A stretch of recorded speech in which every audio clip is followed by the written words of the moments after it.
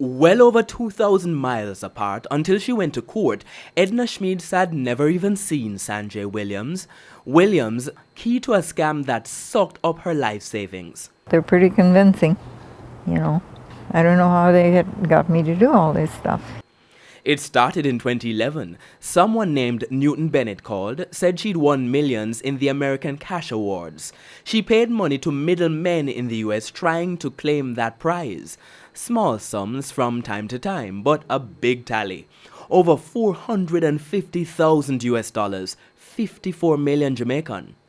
It's one of the most despicable crimes I've investigated, and I've investigated child murders, child rapes. FBI agent Frank Gasper investigated the case. Arrested and indicted in this case is over 30 people. There is no evidence Schmieds and Williams ever even talked. Williams said to have been a lead list or sucker list seller. Lists scammers buy, sell and kill for.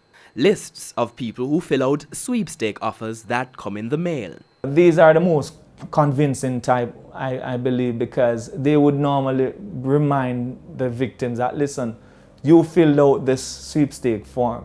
You fill this out on whatever date, and we're now advising you that you are the winner. Williams was not your average lead list broker. He had a website.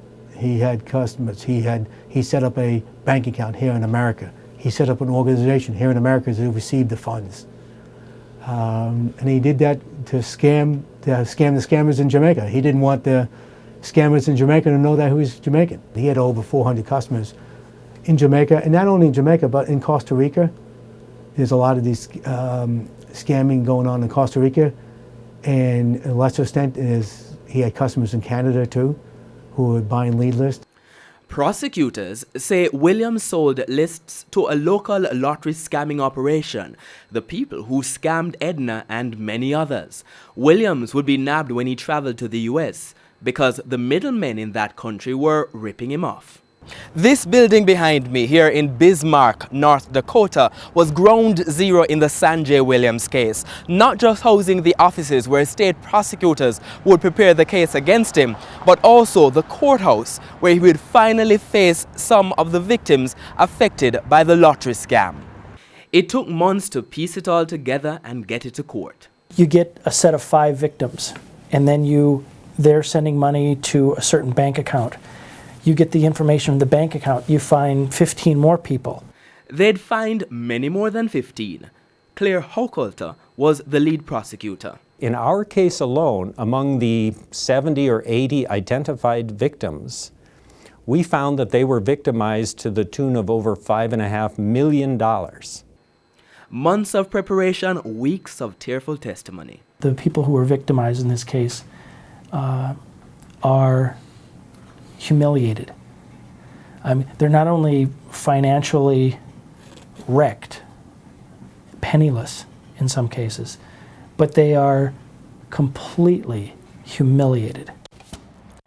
Now, cameras are not allowed here inside federal court in the United States. So much of what we have learned about the events that took place here have been related either by prosecutors or in some cases witnesses. And the general feeling seems to be that Williams engaged in a series of actions intended to delay the proceedings. He scowled the whole time.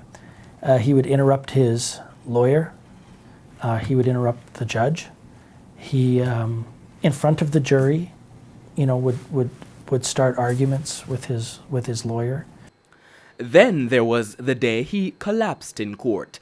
Williams is in the orange jumpsuit to the left at the front. He threw himself on the ground and, in my opinion, faked kind of a seizure. There was a lot of things for him to hit his head on, and yet he kind of just conveniently just kind of set himself down. But Williams would be convicted, 20 years in a US prison, and the hunt continues for the other con men. You're going to end up getting caught, and when you get caught, you're going to do a lot of time.